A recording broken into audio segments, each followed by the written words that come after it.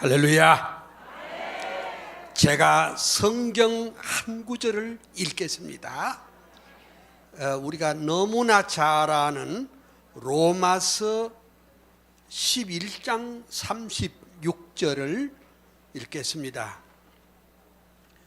로마서 11장 36절. 다 같이요. 이는 만물이 주에게서 나오고 주로 말미암고 주에게로 돌아감이라. 영광이 그에게 세세 있으리로다. 아멘.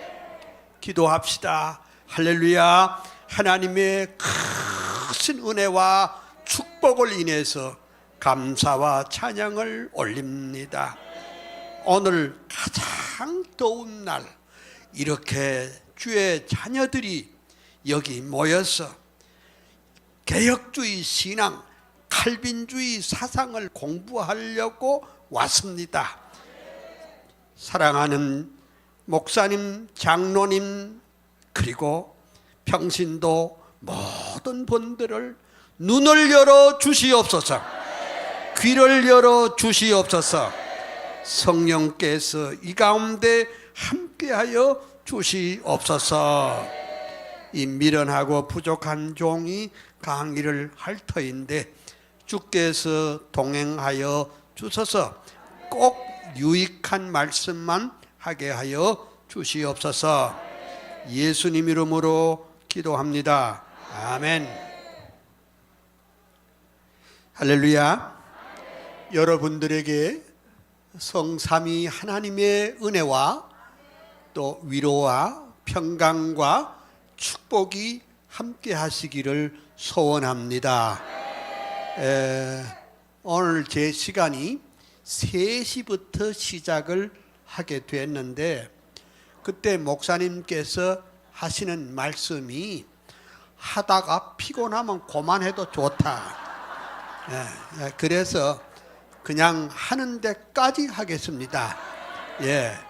그리고 또 오늘 제가 말씀드리려고 하는 것은 칼빈주의 사상과 삶이라는 것을 계속해서 공부를 할 터인데 지난번에 했던 것을 한 5분 정도 복습을 한 연후에 오늘 또 강의를 계속하도록 하겠습니다. 그때 제가 말씀드린 이번에 이 목표가 뭐냐 하니까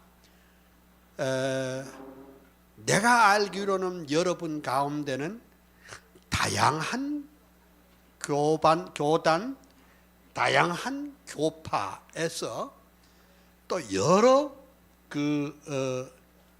분들이 여기 왔는데 이번에 하고자 하는 목표는 역사적 칼빈주의 신학과 신앙을 좀 잘 알았으면 좋겠다.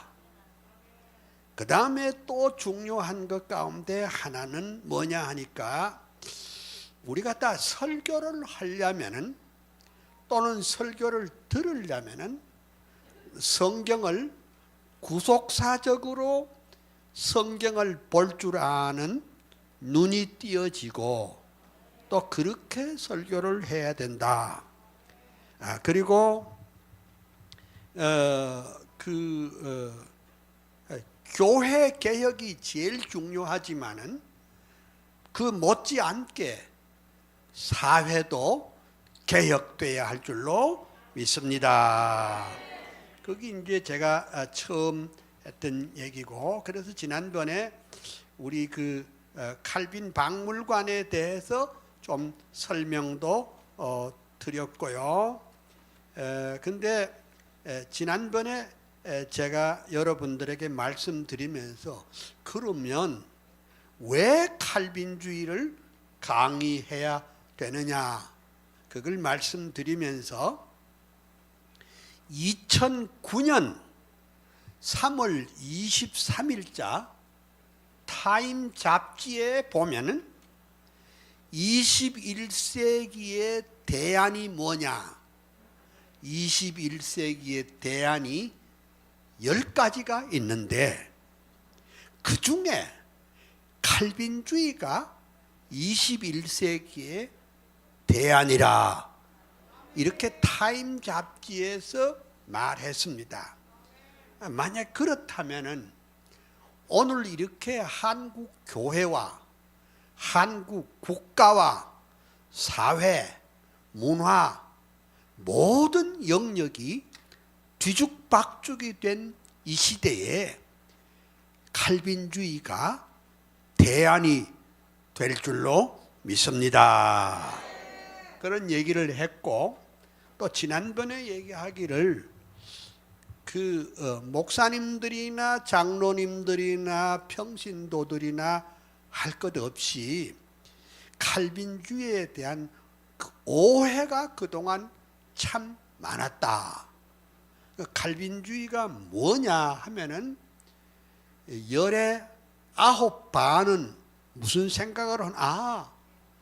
목사님 그거 예정론 아니에요?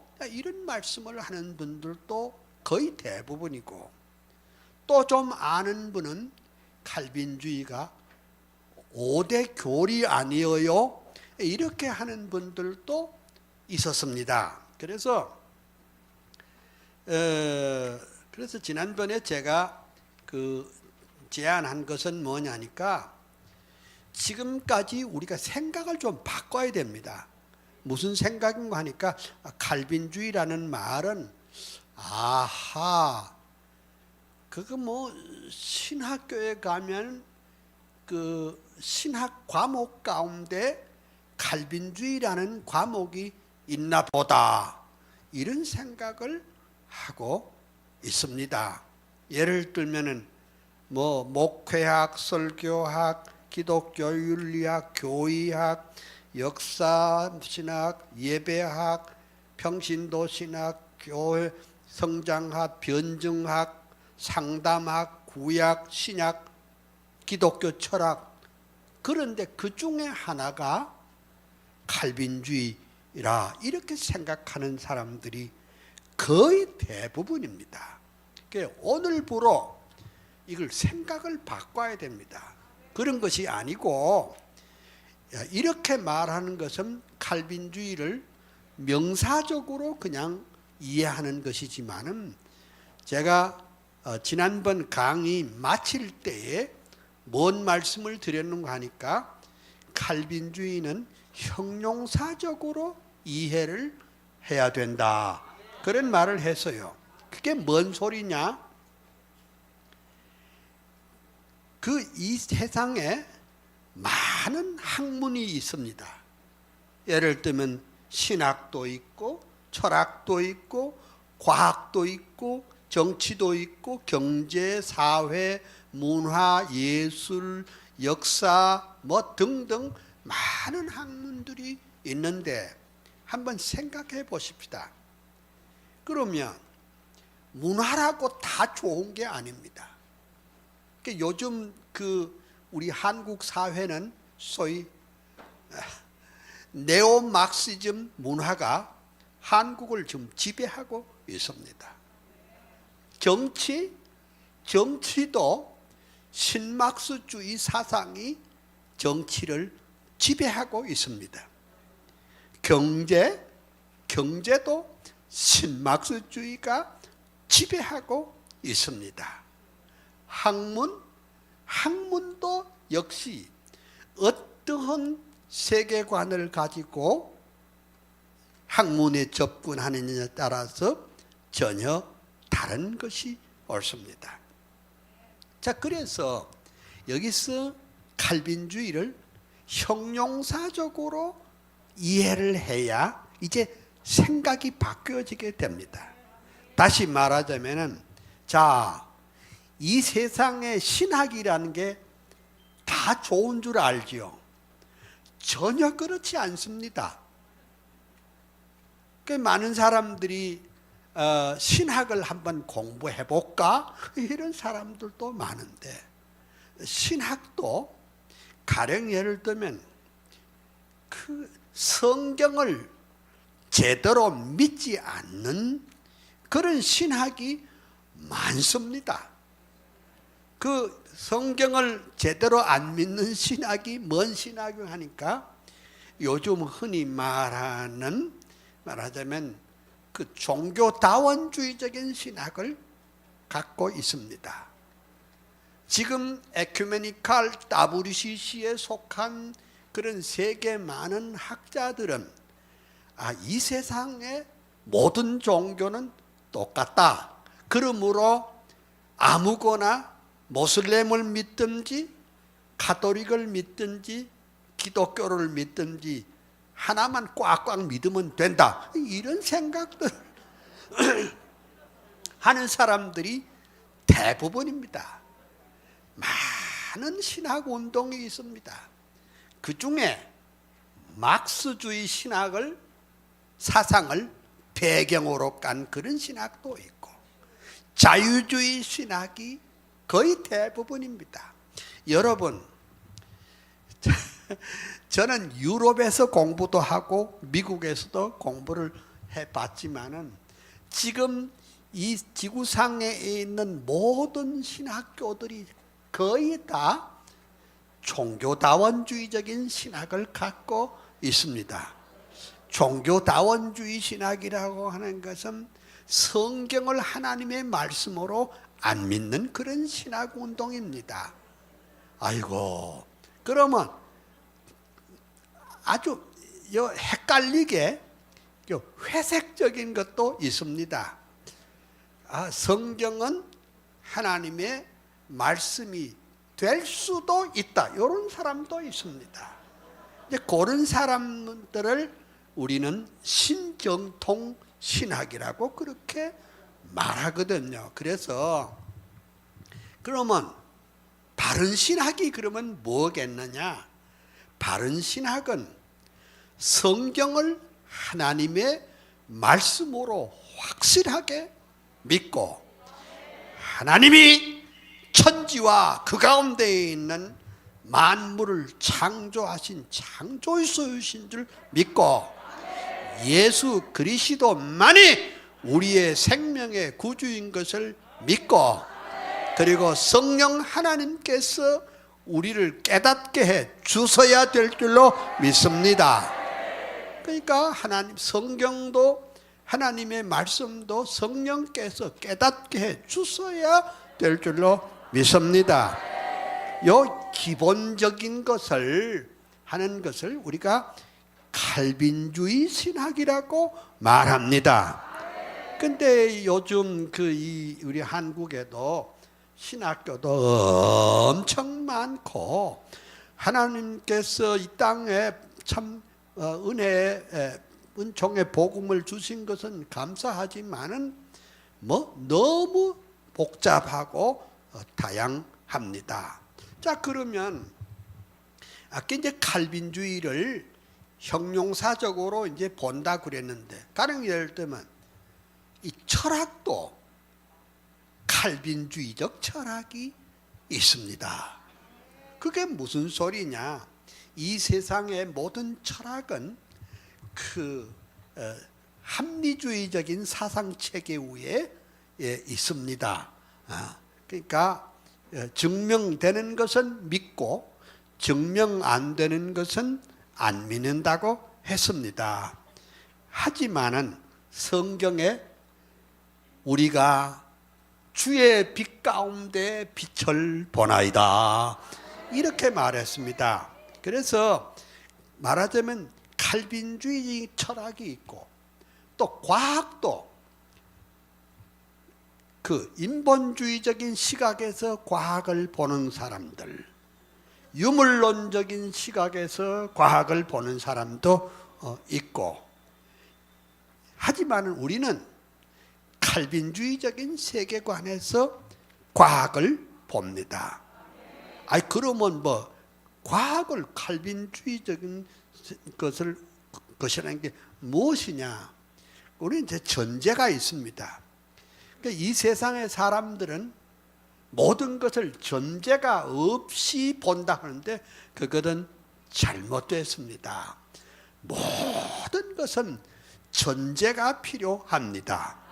그 알키미디안 포인트가 중요합니다. 근데 오늘 말씀드리겠습니다만은 헤르만 도에베르드 박사님은 말하기를 우리 사고의 알키미디안 포인트가 뭐냐? 그것은 하나님의 말씀인 줄 믿습니다.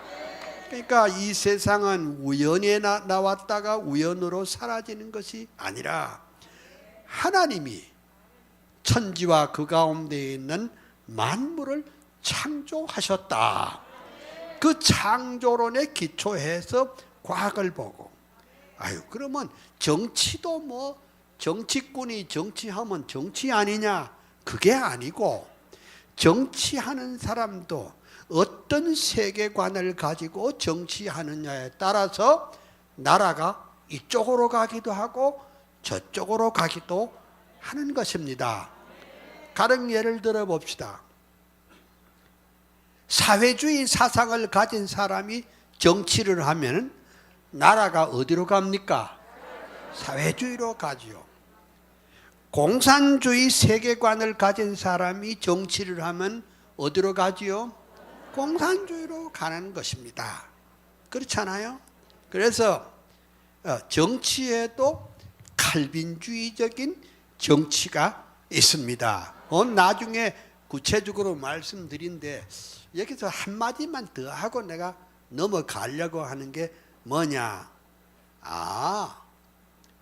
목사 장로가 정치하면 기독교 정치냐? 그거는 아닙니다. 그게 우리가 참 잘못 생각하고 있는데 나중에 칼빈주의 정치에 대해서 구체적으로 배우겠습니다. 그게 이제 집사가 정치하면 기독교 정치가 되느냐? 우리나라의 국회의원들 가운데 50%가 장로 아니면 집사입니다. 그러면 그게 기독교 정치입니까? 아니죠. 그건 나중에 배우겠습니다. 경제도 마찬가지입니다.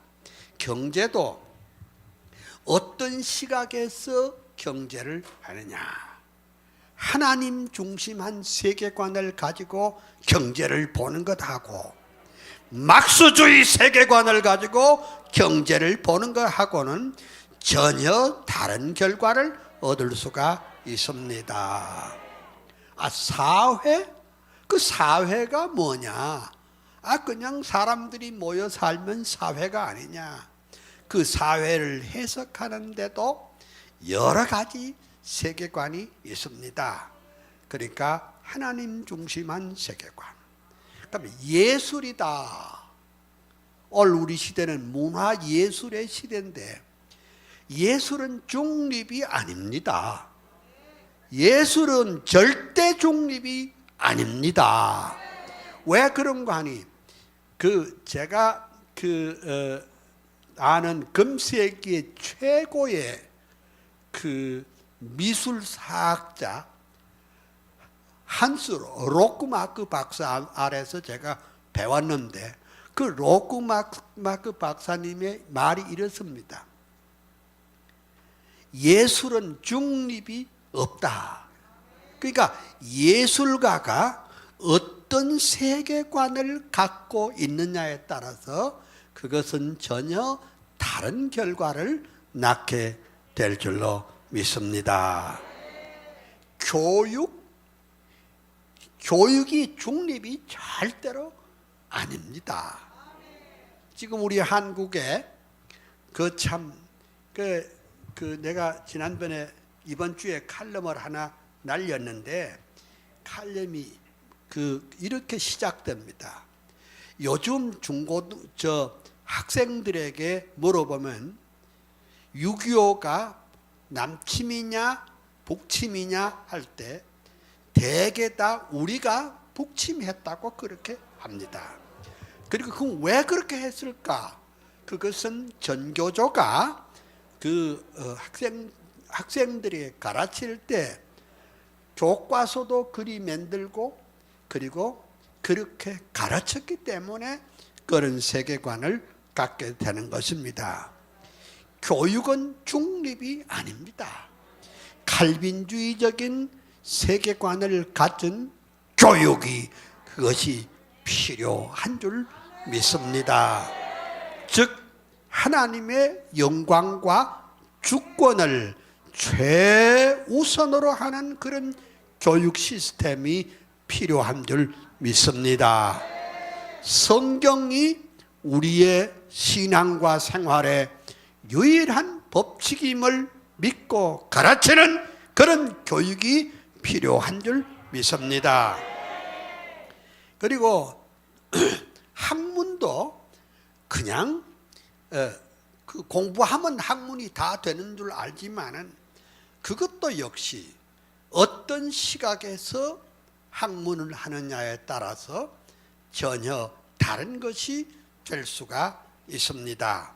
그래서 저는 이제 오늘 새롭게 생각하는 것은 칼빈주의는 말하자면 그 비블리칼 월드뷰다. 칼빈주의는 비블리칼, 그러니까 성경적인 세계관이다. 성경적인 세계관일 뿐만 아니라 이 우리가 그 하나의 라이프 시스템이다. 우리의 생애, 삶의 체계일 뿐만 아니라, 그리고 칼빈주의는 어디에 관여 안 한 데가 없어요. 여기 말한 대로 정치, 경제, 사회, 문화, 예술, 교육, 역사, 그리고 기독교 모든 영역에 칼빈주의 세계관이 관여하고 있다. 이렇게 봐야 되는데 여러분이 이해가 됐는지 안 됐는지 잘은 모르겠지만은 제가 이번에 지난번에 소개했던 아브람 카이퍼의 사상과 삶이란 책에 아주 자세하게 나와 있습니다. 여러분 이 강의로 가지고서는 참 부족하니까 아브람 카이퍼의 사상과 삶을 꼭 읽어주시기를 부탁드립니다. 그래서 그러면 칼빈주의의 핵심적인 알키미디안 포인트가 뭐냐? 그건 딴 게 아니라 하나님의 말씀인 성경입니다. 그래서 우리는 이제 개혁자들의 모토가 5가지가 있지요. 익히 아시는 대로 솔라 스크립트라, 오직 성경, 오직 성경만이 우리의 개혁자들의 모토인 줄 믿습니다. 그 내가 지난번에 살짝 얘기하기를 나는 종교개혁이라는 말을 안 쓸란다 그렇게 했습니다. 왜 종교개혁이라는 말을 안 쓰느냐? 요즘 하도 전 세계적으로 국내적으로 종교다원자들이 득실거려 가지고 마치 루터와 칼빈이 종교를 개혁했다 이렇게 생각을 하는데 아니에요. 루터와 칼빈은 주님의 몸된 교회를 개혁한 줄 믿습니다. 뭘 어떻게? 솔라 스크립트라, 오직 성경. 그 다음에 두 번째가 뭐냐? 솔라 피데, 오직 믿음으로, 오직 믿음으로. 믿음 이외의 방법으로 하나님 앞에 나아갈 방법이 없습니다. 믿음은 우리가 하나님 앞에 믿음으로 나아가는 것은 하나님께서 만들어 놓은 그 구원의 매뉴얼입니다. 믿음이 없이는 하나님을 기쁘시게 할 수 없는 줄 믿습니다. 믿음이 없이는 하나님 앞에 나아갈 수도 없는 줄 믿습니다. 믿음이 없이는 하나님을 깨우칠 수도 없는 줄 믿습니다. 그 다음에 세 번째가 뭐냐? 솔라 그라티아입니다. 그라티아라는 말은요, 공짜란 말이에요. 저기 그 유럽에 가면 공짜 티켓이, 왜 오페라나 연주회 가면 공짜 티켓이 있어요. 공짜 티켓에 뭐라고 된 줄 압니까? 그라티아. 그라티아. 그러니까 자, 우리가 하나님 앞에 구원을 얻는 것은 내 힘으로 되는 것이 아니라 하나님의 거저 주시는 은혜로 말미암아 되는 줄 믿습니다. 그 다음에 네 번째가 뭐냐? 솔리데오 글로리아. 오직 하나님께만 영광을 돌려야 할 줄로 믿습니다. 이게 우리 삶의 목표입니다. 그 다음에 다섯째가 솔루스 크리스토스, 즉 오직 그리스도, 오직 그리스도. 왜냐하면 하나님과 우리 사이의 유일한 중보는 주 예수 그리스도밖에 없는 줄 믿습니다. 지금 요즘 말하자면 이 신학이 고약하게 돼서 자유주의가 돼서 이 종교다원주의가 돼서 뭐 아무거나 꽉꽉 믿으면 된다는 그런 사상은 대단히 잘못된 것입니다. 보세요. 이 다섯 가지 개혁자들의 모토를 우리가 잘 이미 아실 줄 압니다. 이것은 우리 칼빈주의자들의 말하자면 신앙의 핵심 가운데 하나다, 이렇게 보는 것이 좋습니다. 조금 더 설명을 드리려면 칼빈주의는 하나님 중심의 사상입니다. 다시 말하자면 로마서 11장 36절에 아까 말씀드린 대로 만물이 주에게서 나오고 주로 말미암고 주에게로 돌아감이라, 영광이 그에게 세세 있으리로다. 아멘. 근데 역사적으로 보면 이 로마서 11장 36절을 변조한 그룹이 여럿 있습니다. 이 말씀을 이렇게 변조한 그룹이 있습니다. 만물이 사람에게서 나와서 사람으로 말미암고 사람에게로 돌아감이라, 사람에게 영광이 세세 있으리로다. 해본 이것이 소위 인본주의 사상입니다. 그 다음 두 번째는 뭐예요? 만물이 물질에서 나와서 물질로 말미암고 물질로 돌아감이라, 영광이 물질에게 세세 있으리로다. 요거 이제 유물주의 세계관입니다. 그래서 우리가 지금 뭘 회복해야 되는 거 아니? 하나님 중심의 신학, 칼빈주의 사상을 회복해야 할 줄로 믿습니다.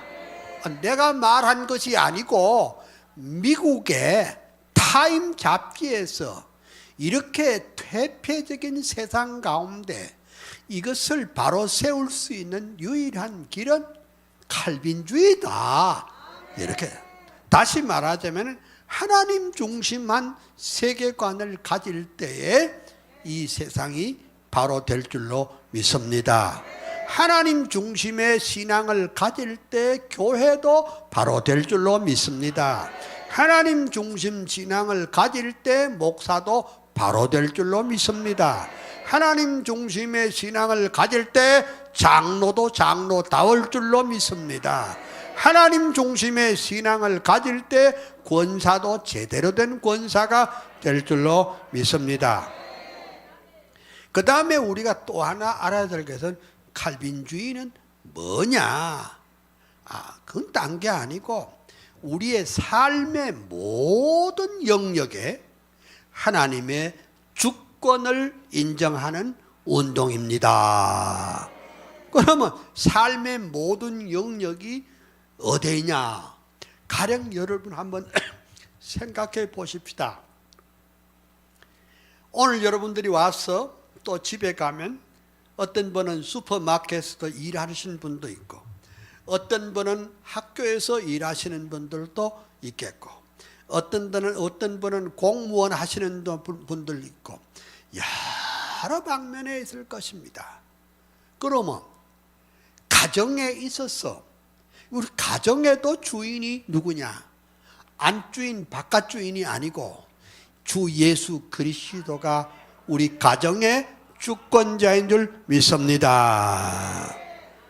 우리 공동체의 주권자가 누구냐? 바로 우리 주 예수 그리스도 하나님께서 거기에 주권을 가지고 계십니다. 주권이란 뭡니까? 주인된 권리입니다. 주인된 권리인데, 이제 이 본래 영어로는 sphere sovereignty 이렇게 말하지만은 그 더치 화란 말로는 이게 영역을 끄링이라고 합니다. 끄링이란 뭔 소린가? 끄링이라고 하는 것은 이게 원이라 그 말입니다. 원에는 반드시 하나의 중심이 있는 겁니다. 하나의 중심이. 그러면 여러 가지 원이 있다고 합시다. 큰 원, 작은 원, 중간 원이 있다 합시다. 그 말은 무슨 말입니까? 중심이 셋 있다는 말 아니겠습니까? 그러니까 우리 성도들이 이 세상에 어디를 가서 무엇을 하든지, 학교에 가든지 공무원이 되든지 국회의원이 되든지 정부 관료가 되든지 어디를 가든지 그 가운데 우리 하나님이 주권을 가지고 계시는 줄 믿어야 할 것입니다. 그런 세계관을 갖지 않으면 신앙이 안 돼요. 다 자기가 주인이래.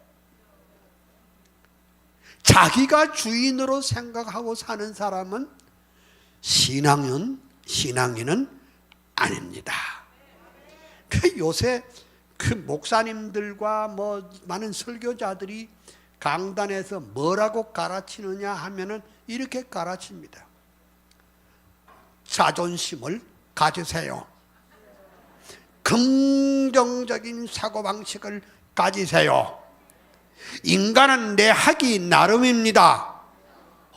그래, 그렇게 가르치면 회중들은 아멘 아멘 아멘 아멘 믿습니다 이렇게 말합니다.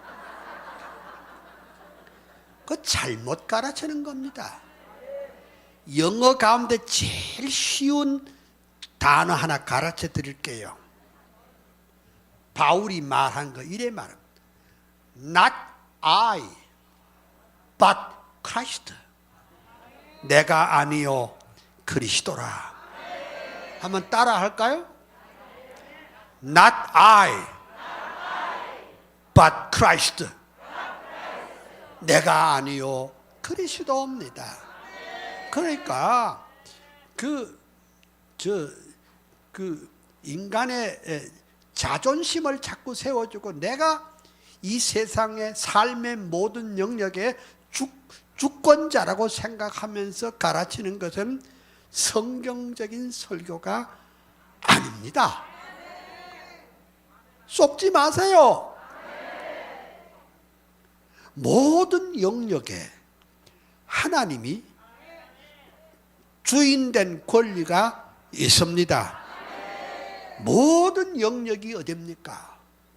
시장통에 장사를 해도, 학교에 교사가 돼도, 국회에 가서 국회의원이 돼도, 정부의 관리가 돼도 거기에 주인은 하나님이신 줄 믿습니다.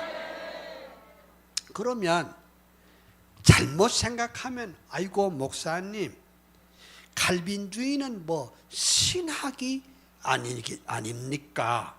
칼빈주의는 뭐 그런 거 아닙니까? 이렇게 하는데, 물론 우리 칼빈주의는 역사적인 그 도르트 총회의 그 5가지 그 교리를 우리가 받고, 조금 전에 말했던 그 5가지 솔라스 그거 다 믿지만은 그보다 더 못지않게 중요한 것은 우리의 삶의 모든 영역에 하나님이 우리 삶의 중심이 되어야 할 줄로 믿습니다.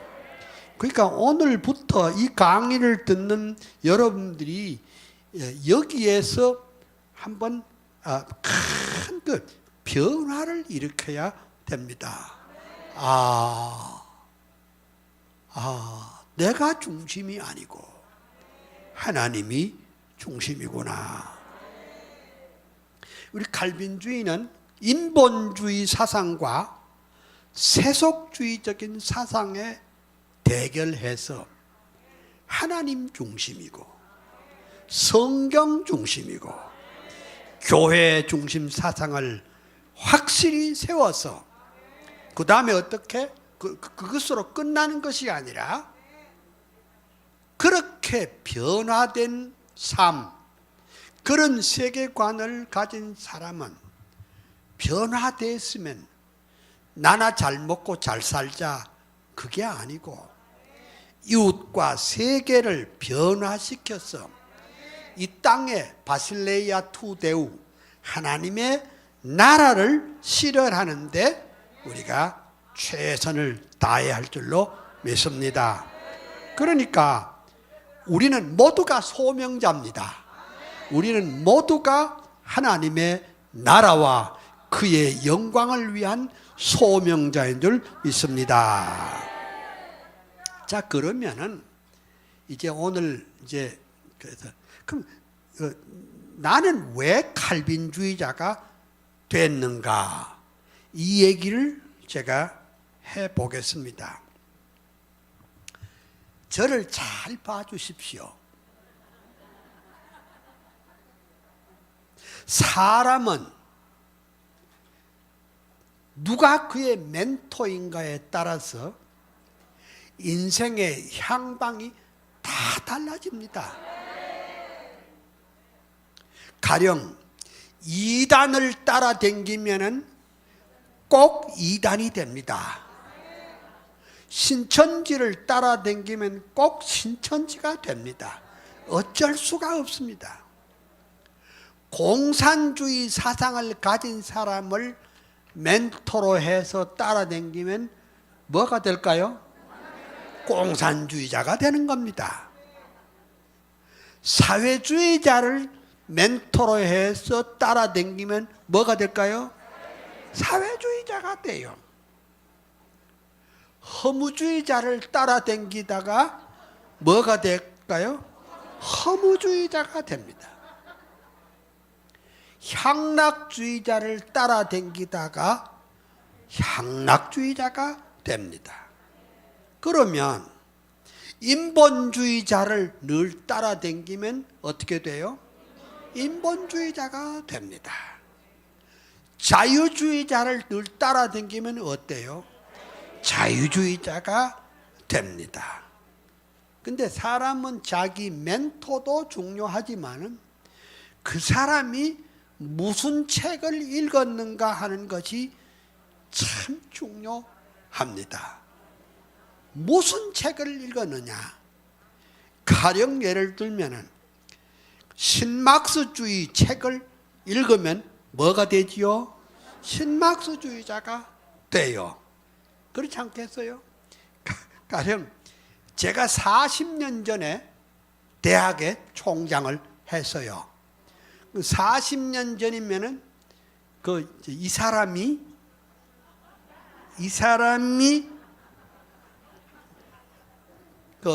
할 때인데 그때 민주화 운동이 많이 일어났죠. 그래서 저기 어느 경기도 어디에 조용한 데다가 소위 MT 훈련한다고 막 아주 똑똑한 젊은이들을 다 모아가지고 훈련 프로그램을 만들었는데, 그때 읽은 책들이 다 뭐인가 하니까 아주 이상한 책들을 다 읽었습니다. 그 이상한 책들을 읽은 사람들이 보니까 요즘 활동하더라고요. 그러니까 무슨 책을 읽었는가도 중요하고, 또 무슨 강의를 들었는가, 또 누구를 만났는가, 이게 참 중요합니다. 그러니까 어떤 사상을 가진 멘토를 만나느냐, 어떤 사상의 책을 읽었느냐, 그거 참 중요합니다. 근데 이제 이런 게 있습니다. 커뮤니케이션 이론에는 정보를 받은 사람은 정보를 주는 사람에게 체포됩니다. 가령 예를 들면 어떤 사람이 제게 정보를 가져왔습니다. 정 박사님, 요새 이러고 저러고 이런 일이 있습니다. 그래요? 그럼 어쩌면 좋습니까? 그때는 이러고 저러고 이렇게 하면 됩니다. 그러면 내가 코가 끼는 거예요.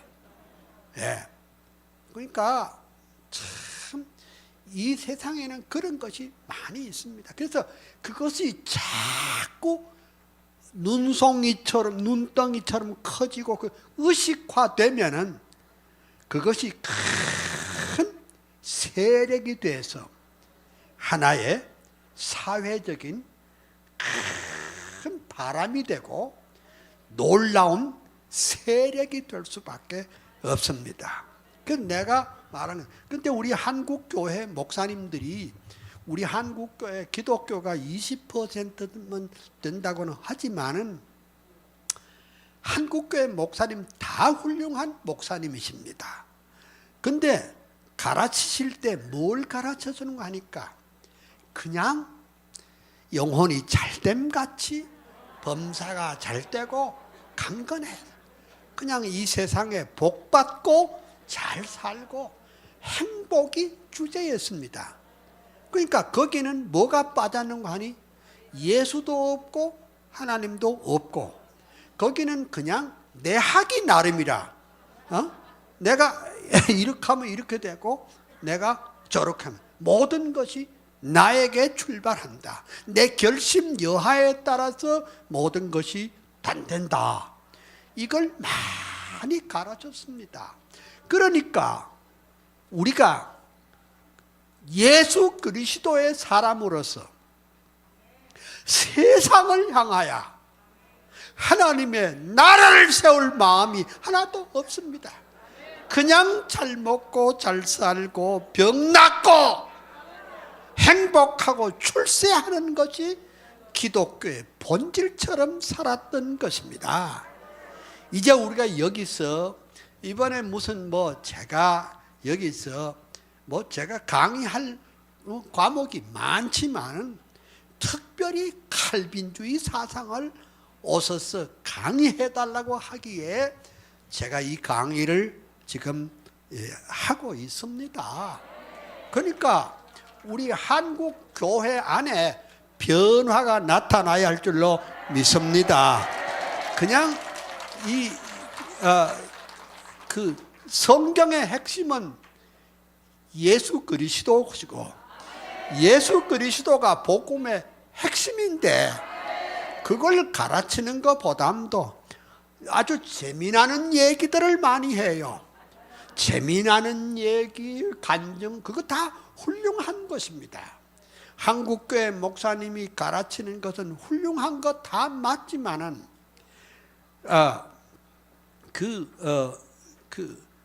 왜 교회가 이 세상에 있습니까?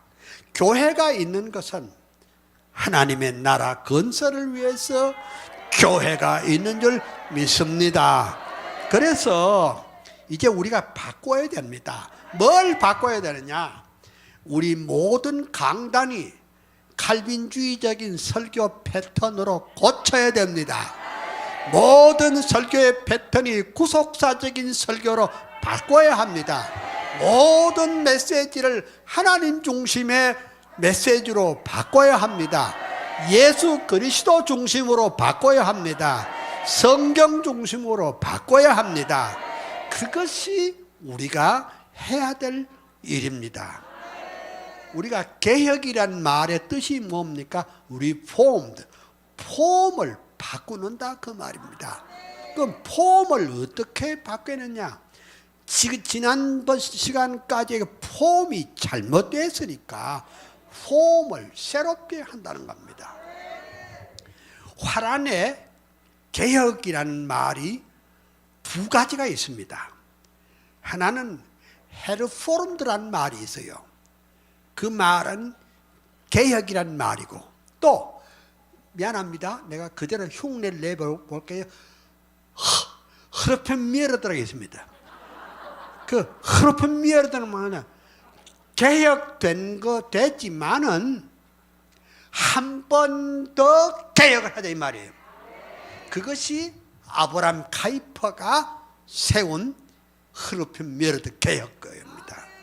우리말로 굳이 말하자면 재개혁 이렇게 볼 수가 있는데, 여러분들이 딴 거 못 읽어도 제가 지난번에 추천한 3가지 책은 꼭 읽으시기를 바랍니다. 꼭 읽어가지고 그 읽을 때 어떻게 읽느냐, 그냥 읽지 말고 밑줄 쫙쫙 긋고. 그래 이제 내가 그 아브라함 카이퍼라는 책을 어떤 분에게 제가 선물로 줬는데, 그분은 우리 한국의 원로입니다. 나이 70이 넘었는데 원로이고 또 국무총리 후보에 올랐던 사람인데, 그것을 2번을 완독했습니다. 야, 내가 왜 이 책을 진작 왜 못 접했을까, 그런 말씀을 합니다. 어쨌거나 우리가 누구를 만나는가 참 중요합니다. 이 세상에는 여러 가지 사상 체계가 있는데, 바른 사상 체계를 나의 것으로 체득하고, 그 바른 사상 체계는 하나밖에 없어요. 성경적인 사상 체계, 곧 칼빈주의적인 사상 체계밖에 없는 줄 믿습니다. 그러면 이제 저는 왜 칼빈주의자가 됐는가? 제가 이제 여기 지난번에 제가 말씀을 드렸지만은, 내가 만났던 100명의 개혁주의자들이라, 이런 책이 있습니다. 아마 바깥에도 있을 겁니다. 근데 제가 이제 신학교 강의를 1967년부터 했으니 50년이 반세기가 넘었습니다. 근데 내가 반세기 동안에 참 하나님이 은혜를 주셔서 약 200여 개 전 세계 대학과 신학교를 제가 친히 방문하고, 그 가운데 아주 난다 긴다 하는 참 큰 분들을 제가 만났습니다. 그래서 이 책에는 아직 살아있는 사람도 있지만은 세상 뜬 사람도 있고 100명의 개혁주의자들을 만났던 그 뒷이야기입니다. 그분은 무슨 생각을 갖고 나하고 어떻게 만났으며 무슨 대화를 나눴는가, 이런 것을 여기다가 제가 써놨는데, 오늘 이걸 다 말하려면은 이번 다 갖겠고, 그래서 이 가운데 10명만 딱 추려가지고 제가 대충이라도 말씀을 드리도록 하겠습니다.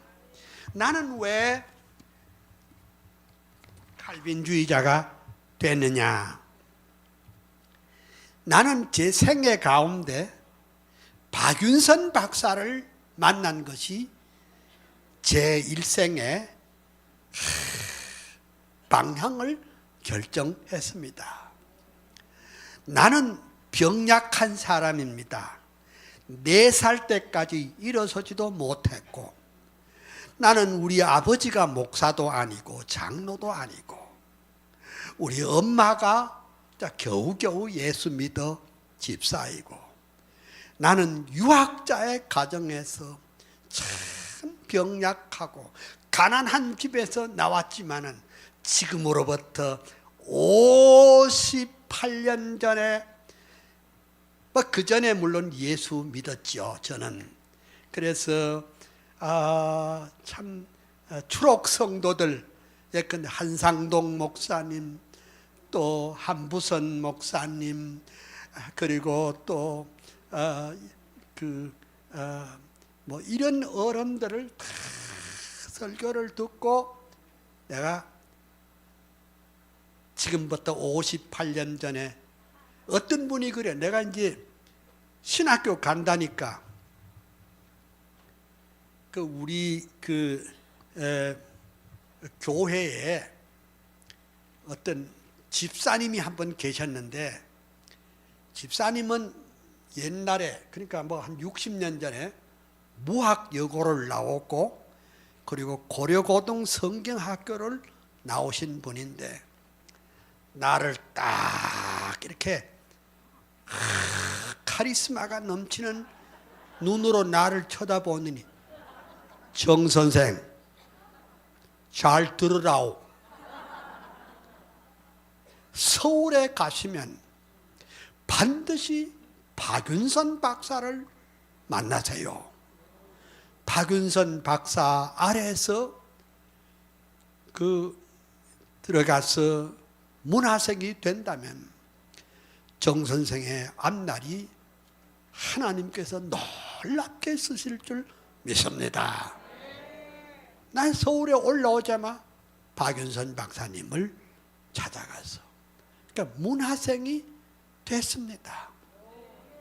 그로부터 어른이 세상 뜨기까지 26년 동안을 저는 어른의 조수 노릇을 했습니다. 그 옆에 있는 기차를 타는데, 그건 내가 신대원 2학년 때였는데, 부산에 가면서 내가 찍은 사진입니다. 이게 1964년 정도 됐습니다. 그 옆에 있는 것은 나는 아예 결혼 주례도 박윤선 박사 아래서 했습니다. 1968년 11월 25일이니까 딱 52년 됐습니다. 근데 그때 내가 뭐 했는가 하니, 박윤선 박사님 주석 내가 교정으로 일했습니다. 그러니까 박 목사님이 하시는 말씀이, 신랑 신부 있고 주례자 있으면 됐구만. 그래서 제가 박 목사님이 사주신 구두를 신고 박 목사님 주례하에서 가정을 일구었습니다. 땡돈 한 푼 없었어. 그냥 그렇게 시작을 했습니다. 그리고 이게 지난번에 내가 소개했지만은, 내가 작년에 나의 스승 박윤선 박사라는 책을 하나 썼습니다. 근데 왜 내가 이걸 썼느냐? 딴 게 아니고, 이 책을 쓴 이유는 그 딸이 아버지에 대해서 아주 입에 담지 못할 욕과 비판을 했습니다. 그래서 내가 그걸 읽고, 나도 아들과 딸이 있지만은 아들과 딸이 애비를 잘 알아? 여러분 잘 알아요? 몰라요. 근데 아비를, 그래서 나는 그랬어요. 나도 아들과 딸이 있고 다 명문대학에서 박사학위 받았지만 자녀들이 아비를 모른다. 그렇지만 나는 목사님 곁에서 26년간을 내가 가까이 모셨다. 목사님은 내게 50통의 편지를 보내서 그동안 다 보냈어요. 그 얘기를 이 나의 스승 박윤선 박사라는 책에 약 120종의 자료를 다 넣어서 이렇게 했고, 그래서 뭐 제가 길게 말씀을 드리지는 않겠습니다만 이 책을 꼭 읽으면은 우리 한국의 개혁교회의 역사를 알 수가 있는 줄 믿습니다. 이걸 읽으면은 지나간 한 5, 60년, 그러니까 그 6.25 후에 한국교회가 어떤 분열의 역사가 있었고 어떻게 됐는지를 잘 알 수가 있습니다. 그래서 아마 신학하는데 아주 중요한 지침이 될 줄로 믿습니다. 그래서 사람이 그 사상을 결정하는 데는 누구를 만나느냐 중요하고, 무슨 강의를 들었느냐도 중요하고, 무슨 책을 읽었느냐 하는 것이 중요한 줄 믿습니다. 옆에 있는 저 장면은 1988년입니다. 1988년에 우리 한국 칼빈주의 연구원의 고문이셨던 박윤선 박사님을 모시고 제가 입장하는 장면인데 얼마 후에 세상을 떴습니다. 그래서 이제 그 보면 나의 멘토 박윤선 박사는 어떤 분이냐? 제가 목사님이 세상 뜨시기 전에 6개월 전에 제가 이제 주례자로 모셨기 때문에 1년에 한 번씩 꼭 우리 집에 모셔서 이제 대접을 했습니다. 지금은 다 식당에서 뭐 이렇게 하지만은 옛날에는 전부 다 집에서 모시고 지지고 볶고 이렇게 해서 이렇게 하는데, 그래서 제가 이런 생각을 했습니다. 그때 목사님이 연세가 84시 가까워오고 있습니다. 그래서 제가 지필묵을 준비하고 식사 다 한 후에 목사님, 제가 지필묵을 준비했습니다. 목사님 마지막 남길 말이 없습니까? 했더니 이렇게 기도 일관, 이게 제게 마지막으로 남긴 유언입니다. 저는 참 부족해서 기도 일관을 못하는 그런 제자지만 어쨌든 이것은 내게만 주는 교훈이 아니라 한국교회 모든 교역자들에게 주시는 목사님의 마지막 말씀인 줄 믿습니다. 우리 한국교회는 지금 목사님이 가신 지가 금년이 32년 됐어요. 그러니 뭐 알 수가 없지요. 알 수가 없을 때는 책을 보면 되잖아. 예? 한국의 최고의 칼빈주의적 주경신학자는 박윤선 박사인 줄 믿습니다. 그리고 한국의 칼빈주의 사상을 정착시킨 학자가 누구냐? 그것이 우리 박윤선 박사입니다. 그리고 박 목사님의 그 열정적인 설교, 정말 불꽃 같은 목사님의 그 설교, 저희 칼빈주의 연구원과 박물관은 목사님의 육성 설교만 100종이 있습니다. 100종. 이 날이 올 줄 알고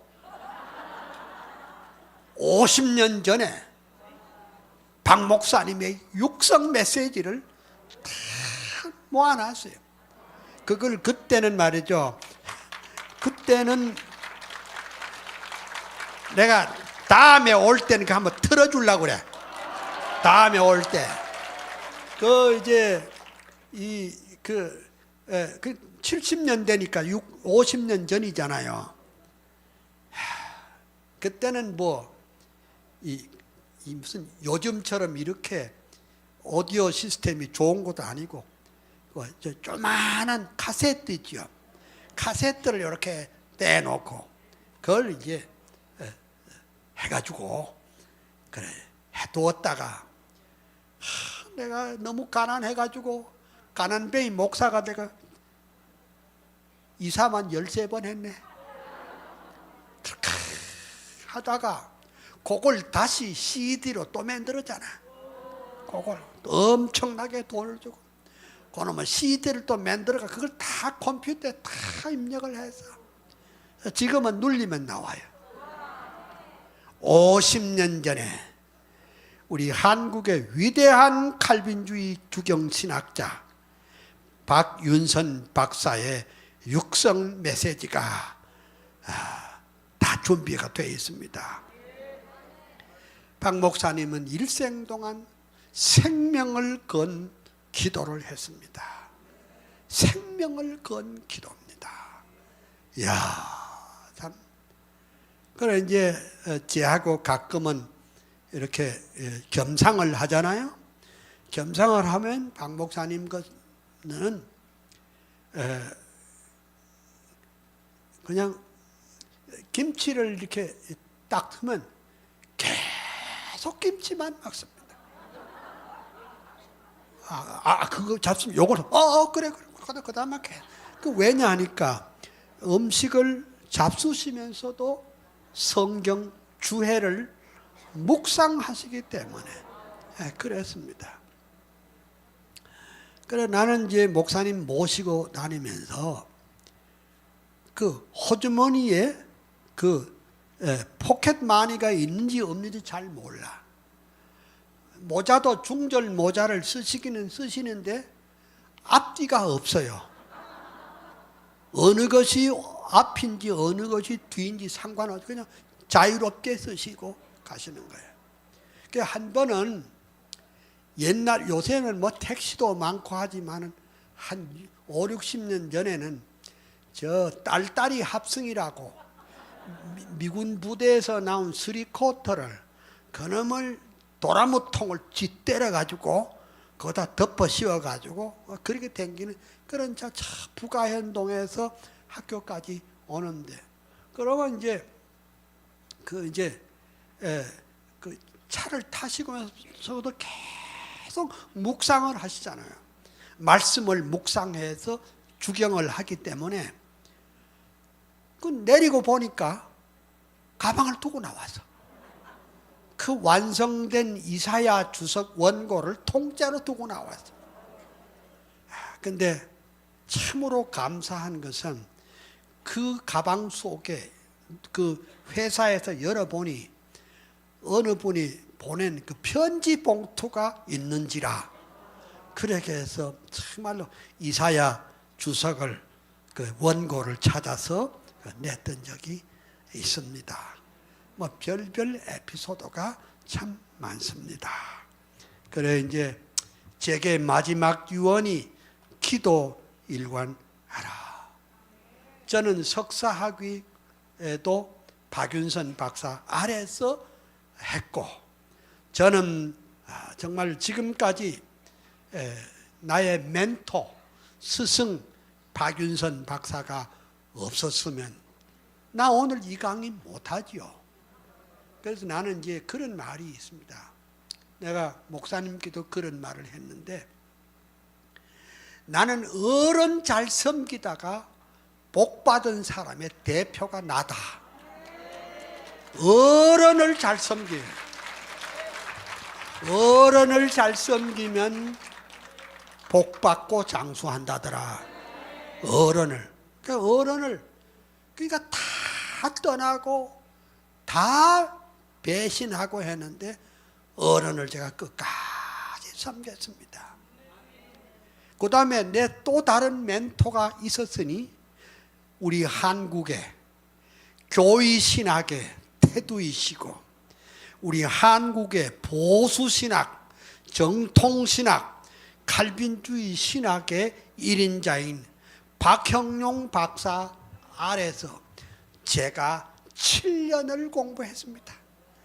이야, 뭐 어떤 사람은 한번 만난 사람도 있고 나는 7년 동안 마지막까지 그의 사상, 그의 설교, 교의신학 7권을 다 하고 마지막 대학원 때는 또 내 논문의 지도 교수로 또 일을 했고 마지막 세상 뜻이자 42년 전에 세상 뜻이죠. 세상 뜻이자 내가 장례위원이 됐고 내가 마지막으로 하관도 내가 하고 그래서 어떻게 됐노? 박형룡 박사의 모든 자료도 내가 가지고 있어. 이야, 그 박형룡 박사의 육필 교의학, 만주 봉천신학교에서부터 아까 이제 그 루이스 베르코프를 배웠잖아요, 여러분. 루이스 베르코프를 그것을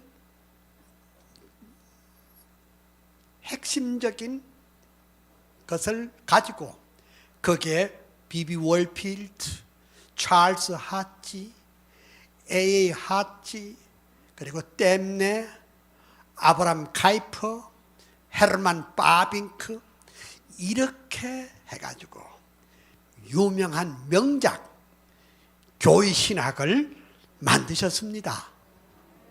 근데 그 교의학 손으로 쓴 원본이 다 내한테 있습니다.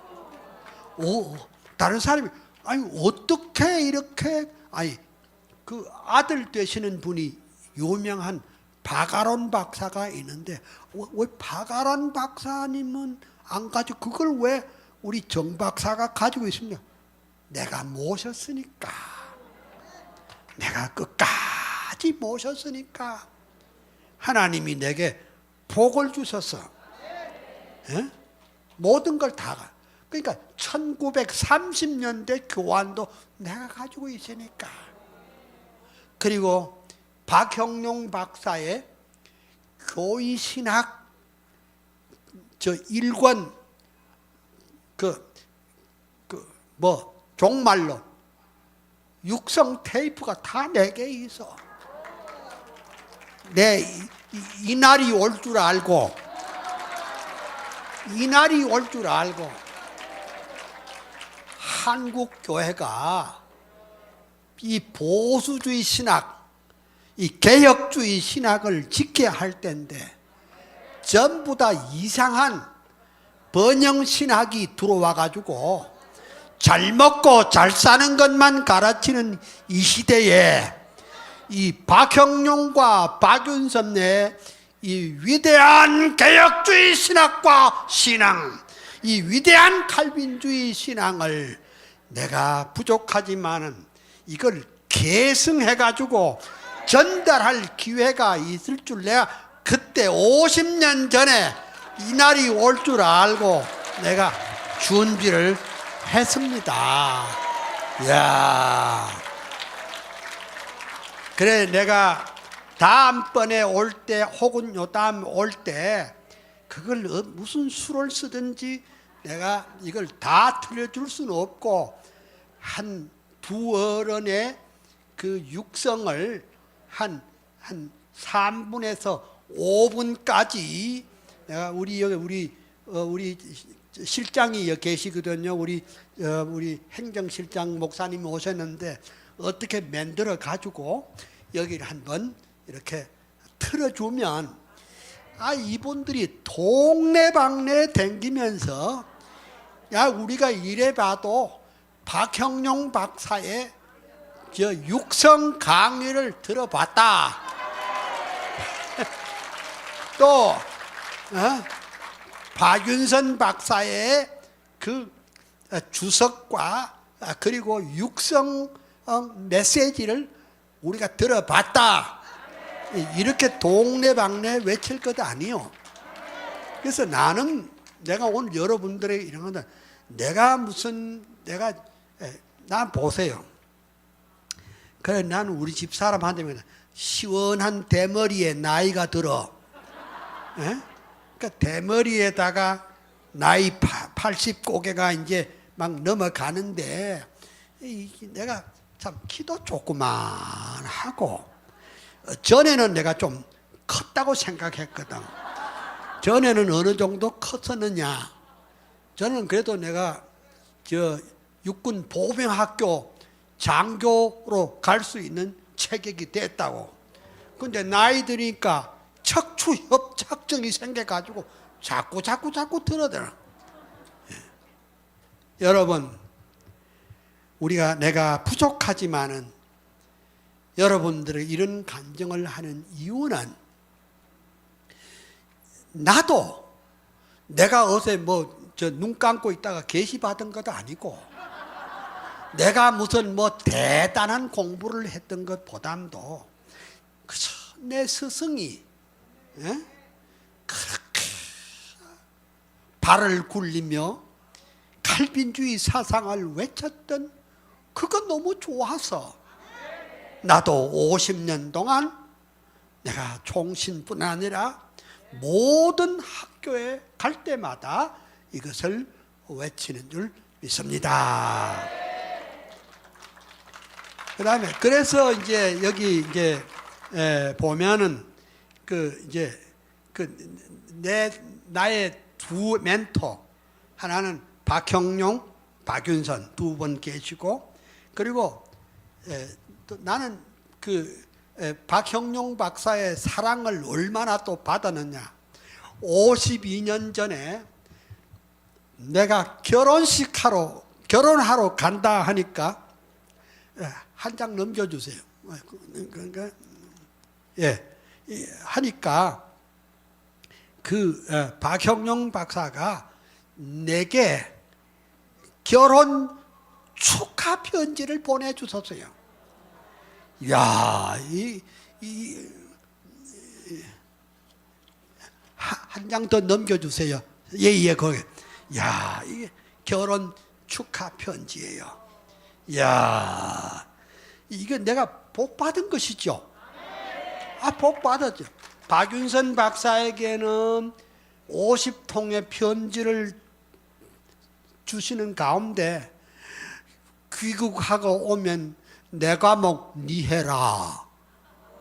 그러니까 이게 물려주시고, 박형룡 박사는 결혼한다 그러니까 축하의 편지를 이렇게 보냈습니다. 그때 내가 총신에 강의하면서 가난한 경기도 양주군 주내면 산북리 조그마한 농촌교회를 개척하던 때였습니다. 개척교회도 안 해본 사람이 뭔 목사가 되겠나. 그 다음에 보면, 아까 내가 말씀했지만은 박형룡 박사의 육필 원고가 칼빈주의 연구원에 다 소장이 되어 있습니다. 한 장 더 넘겨보세요. 그쪽에 위에. 위입니다. 이렇게 잘 배지는 않겠지만은 그렇게 됐습니다. 박형룡 박사는 위대한 칼빈주의 교의학자이면서 설교가요, 문필가요, 시인이기도 합니다. 너무 감사합니다. 이미 어른이 가신 지가 42년 됐고, 그러니까 교단에서 물러간 지를 따지면 벌써 반세기가 됐습니다. 이거 얼마나 내가 복 받았죠. 아니, 여러분 이 세상에요 자유주의자들이 참 많아요. 학자들 가운데 왜 자유주의자가 됐을까? 자유주의자들 밑에서 배워서 그래. 자유주의자의 책을 읽어서 그래. 왜 오늘 많은 사람 가운데 사회주의자가 대한민국 왜 이렇게 많아요? 사회주의자한테 교육을 받고 사회주의자의 장학금을 받았어. 사회주의자의 책을 읽었기 때문에 사회주의자예요. 왜 막스주의자가 돼서 막스주의자들 앞에 배웠고 막스주의의 책을 읽어서 나중에 말하겠지만은 요즘 사람들 그걸 네오막시즘이라 신막스주의라고 하는데 신막스주의나 막스주의나 그 소리가 그 소리입니다. 똑같은 소리입니다. 그러면 내가 또 교육받은 참 중요한 인물 가운데는 저 화란의 요한네스 프르가일이라는 학자가 있습니다. 한 장 넘겨주세요. 그쪽에서. 예, 저분입니다. 참, 나는 이 어른을 만나서 내가 아주 푹 빠졌어요. 대칼빈주의 학자입니다. 나의 스승. 이분은 아브라함 카이퍼의 그 길을 꼭 그대로 밟고 나가는 그때 당시에 화란의 스피커여서 스피커. 화란의 이상이었습니다. 그리고 저서를 130권 썼어요. 나는 아직 80권밖에 못 썼어요. 뭐라 죽을 판 살 판 써야 쓴다 그래도 아직도 내 스승에 못 미쳐요. 아브라함 카이퍼 박사는 223권을 저술을 했습니다. 저는 멀었습니다. 요한네스 프르가일 박사는 인도네시아에서 선교사로 30년을 일하다가 우리 프리 유니버시티 교수가 됐는데 이분의 핵심도 그겁니다. 삶의 모든 영역에 하나님의 주권을 인정하고 삶의 모든 영역에 하나님의 영광과 주권을 높이 드러내야 하는 삶인 줄 믿습니다. 그래서 제가요 박형룡, 박윤선, 프르가일 이 어른들 밑에서 배우다가 그래 된 거예요. 내가 뭘 알아요. 근데 참 사람이란 게 누구를 만나는가가 얼마나 무서운지. 내가 그 어른들 만난 것이 이유가 돼가지고 1964년 내가 신대원 1학년 때 칼빈주의 5대 교리 강해를 내가 팜프렛을 냈어요. 이야, 내가 생각해도 그러니까 내가 생각해도 이럴 수가 있는가? 이거 아닌데. 근데 누구를 만나? 그러니까 누구를 만나면 그 사람의 그 얘기를 들으면 관심이 달라지잖아요. 예? 공산주의자들에게 배우면 공산주의자에 대한 관심이 많아질 것 아니에요. 사회주의자들을 틈에서 거기서 놀고 그물을 먹으면 그래 되지 않겠어요? 나는 칼빈주의자들 틈에 있다가 유학을 탁 가서 요한네스 프르가일이라는 위대한 인물을 만났고, 내가 첫 시간에 잠깐 말했지만은 헤르만 도에베르트, 칼빈주의 사상의 창시자. 그는 신학, 정치, 경제, 사회, 문화, 예술, 법률, 삶의 전 영역에 하나님의 영광과 주권을 세우기 위한 논리적인 체계를 세웠습니다. 야, 로마서 11장 36 아까 읽었죠? 그 다음에 시편 119편 105절, 주의 말씀은 내 발의 등이요 내 길의 빛이니이다.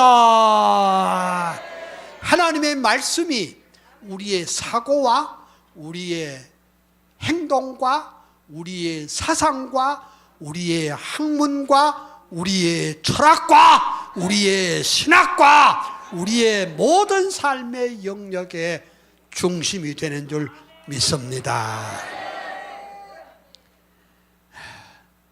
내가 귀국하고 난 그 다음 해에 세상을 떴습니다. 다시는 못 만났지만은 그때 그 어른 집에 가서 내가 배움을 다 듣고, 그리고 그때는 아주 비디오까지 다 찍었는데 비디오는 온데간데 없고 이 사진 하나 딱 남았습니다. 여러분 지금도 누구를 만나느냐? 누구의 강의를 들었느냐? 누구의 책을 읽었느냐? 대단히 중요합니다.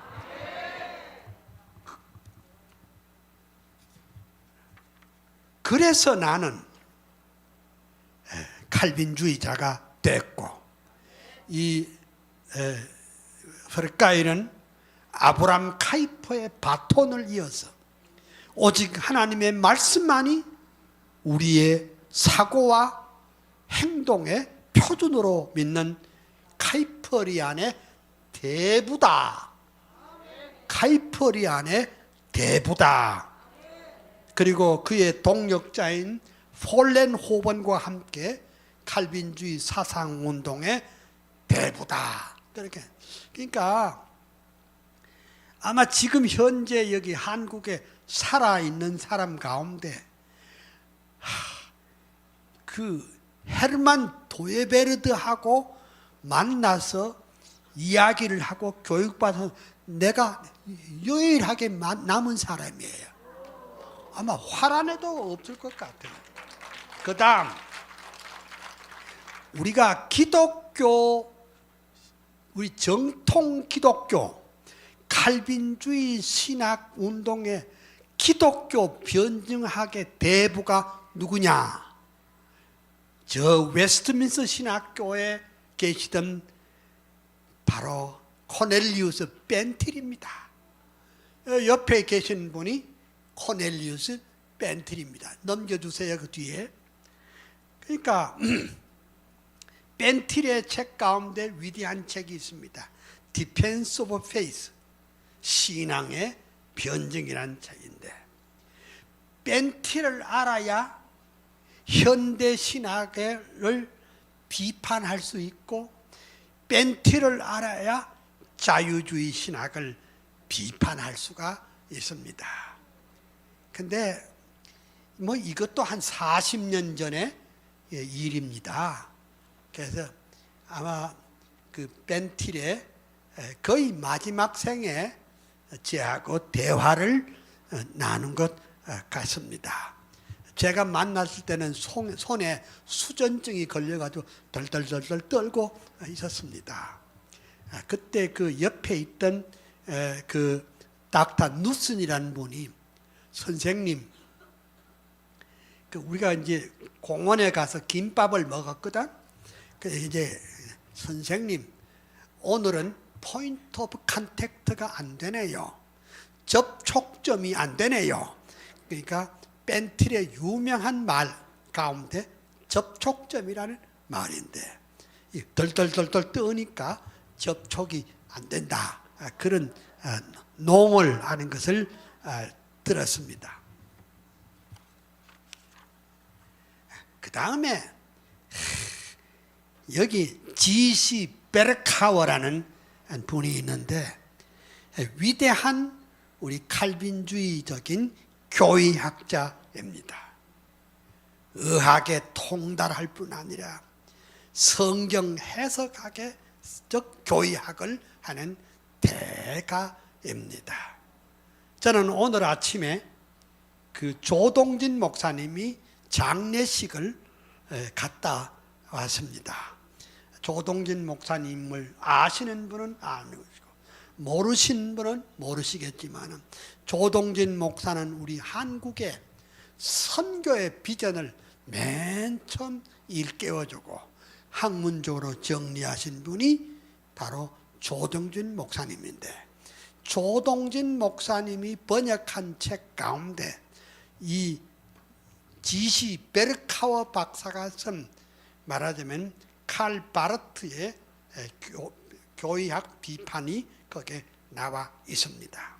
그 다음에 제가 만난 인물 가운데 신학생들 치고 헤르만 리델보스를 모르는 사람은 아직 공부 안 한 사람이에요. 아직 공부 안 한 사람이에요. 신약학자 가운데 최고의 칼빈주의 신약학자가 누구냐? 헤르만 리델보스입니다.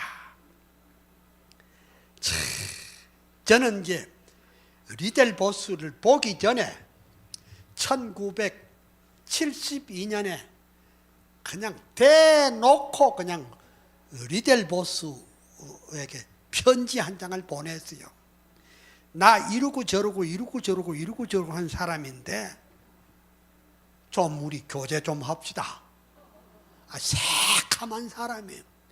근데 그 어른은요, 내게요, 자기가 쓴 책 가운데 제일 좋은 책 가운데 Paul and Jesus, 바울과 예수라는 책을 다 보내줬어요. 이야, 1972년이면 50년 전 아니야? 그거 내게 보내줬었어. 그리고 내가 또 계속해서 이제 그 연락을 했는데, 이 어른이 또 내게, 이거는 1994년에 내게 또 편지를 또 보내서 뭐라.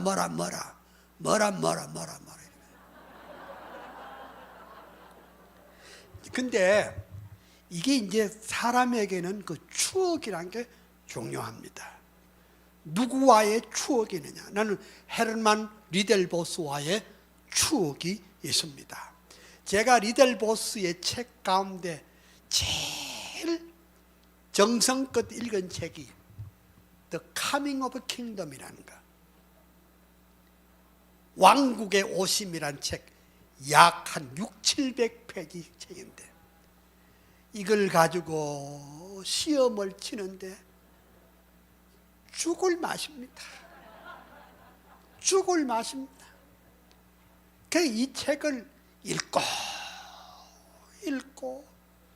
또 읽은 것을 또 읽고 해가지고 한 페이지를 딱 만들어 가지고 시험장에 나갔습니다.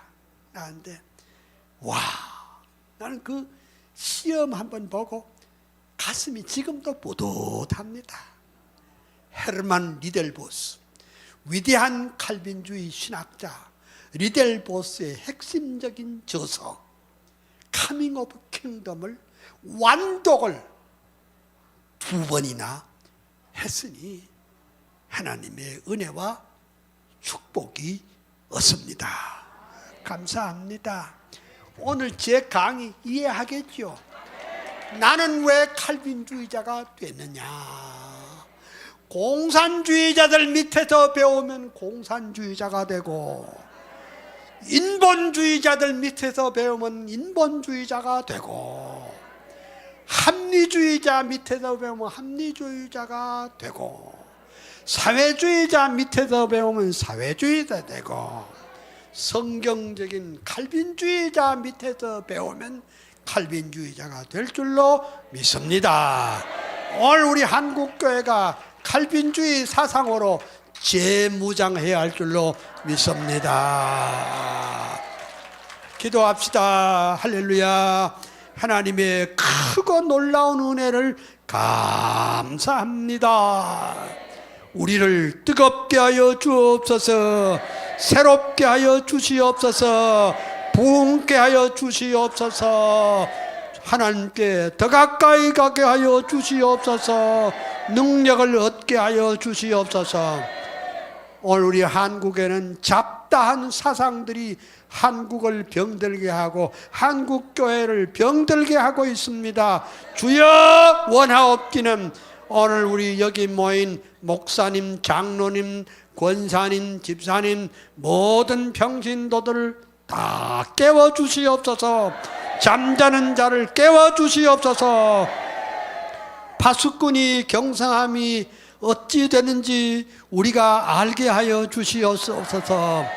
밤이 오나니 아침도 오리라, 아침이 오나니 밤도 오리라 했사오니 이 말씀을 힘있게 붙잡게 하여 주시옵소서.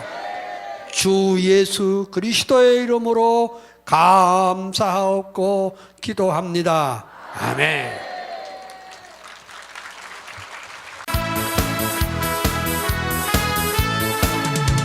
그 힘이 되신 여호와여, 내가 주님을 사랑합니다. 주는 나의 반석이시며 나의 요새시라. 주는 나를 건지시는 나의 주 하나님, 나의 피할 바위시요 나의 방시라. 나의 하나님, 나의 하나님, 구원의 들이시요 나의 산성이라. 하나님, 나의 하나님, 그는 나의 여호와, 너의 글쎄 생명이신, 나의 생명이신 여호와여, 내가 주님을 찬양합니다. 주는 나의 사랑이시며 나의 길이시라. 주는 나를 이끄시어 주의 길 인도하시며 나의 생의 목자 되시니 내가 따르리. 그분이 나의 하나님, 나의 하나님, 나의 하나님, 그는 나의 여호와, 나의 힘이 되신, 나의 힘이 되신 여호와. 아멘. 내가 주님을 사랑합니다. 주는 나의 반석이시며 나의 요새, 그분은 나를, 주는 나를 건지시리. 나의 주, 나의 하나님, 나의 피할 바위시요 나의 방시라.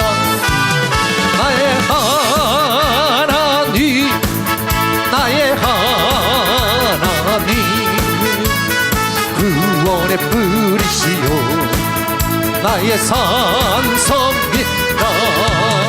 나의 하나님, 나의 하나님, 그는 나의 여호와, 나의 생명이신, 나의 생명이신 여호와여, 내가 주님을 찬양합니다.